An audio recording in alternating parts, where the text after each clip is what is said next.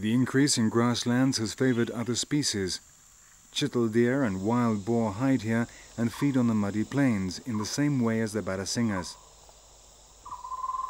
Their numbers have also increased, and today ecosystem preservation measures tend to protect the grasses from excess numbers of herbivores, which is why certain areas have been enclosed.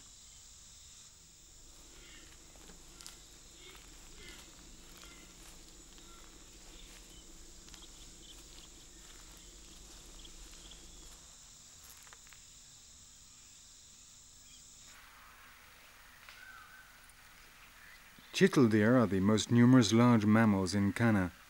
They are extremely prolific, and the adult females give birth to a young animal every 6 months. Their demographic increase could imply a problem for the park, but it is curbed by the carnivores.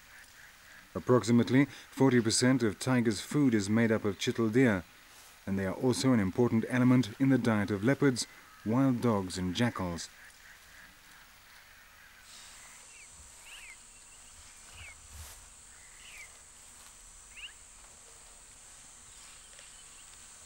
Chital deer form into groups numbering approximately 15. In their feeding places, it is common to see them accompanied by a group of langur monkeys, with which they have reached an association which benefits them in a dual sense.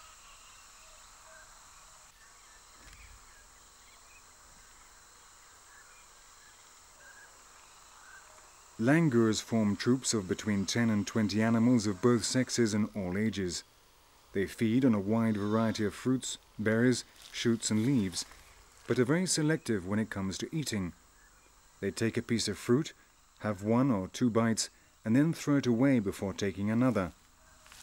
Similarly with leaves, where they only eat the stem. And the remainder is exactly what the chital deer enjoy.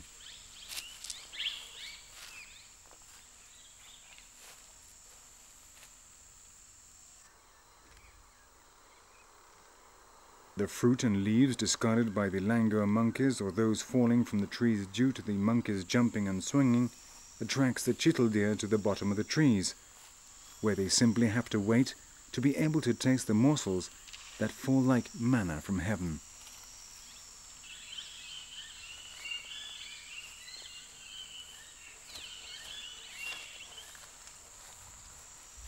Langurs and chitals cohabit in perfect harmony.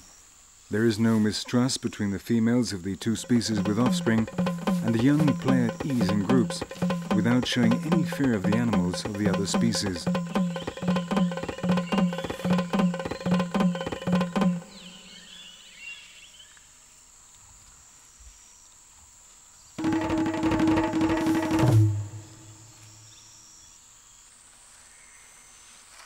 The monkeys imply a further advantage for the groups of chitals. From the treetops, the langurs have an extraordinary field of vision and warn the herbivores of the presence of predators approaching the group with their cries of alarm. A very useful advantage for an animal that forms the staple diet of so many extremely powerful carnivores.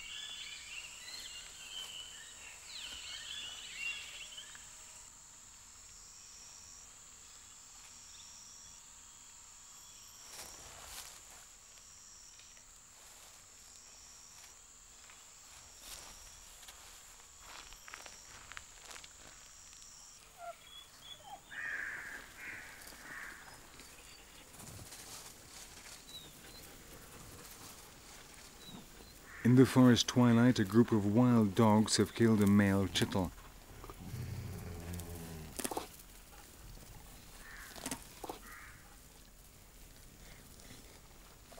Dholes or wild dogs are the second most powerful predators in the park after the tiger. They hunt in packs of 4 or 6, replacing each other in pursuit of their prey with a coordination that transforms them into magnificent hunters.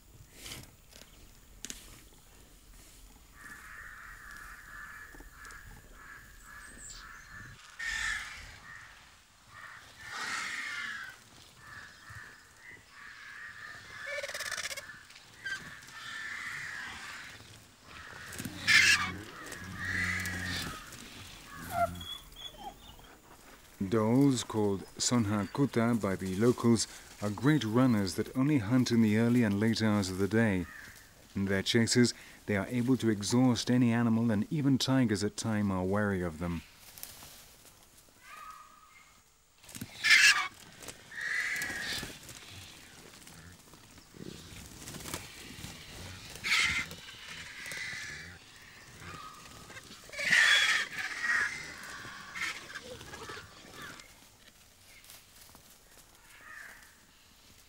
When the remains of a prey are abandoned by the hunters, they are immediately seized upon by different species of carrion scavengers and opportunists.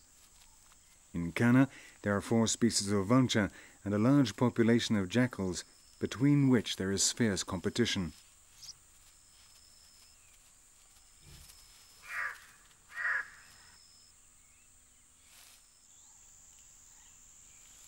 The jackals are stronger and more intelligent than the vultures. In fact, they are both carrion scavengers and efficient hunters, although not as well organized as their cousins, the dholes. When they find a carcass or catch a prey, they are the first to eat, despite having to fend off the pillaging vultures.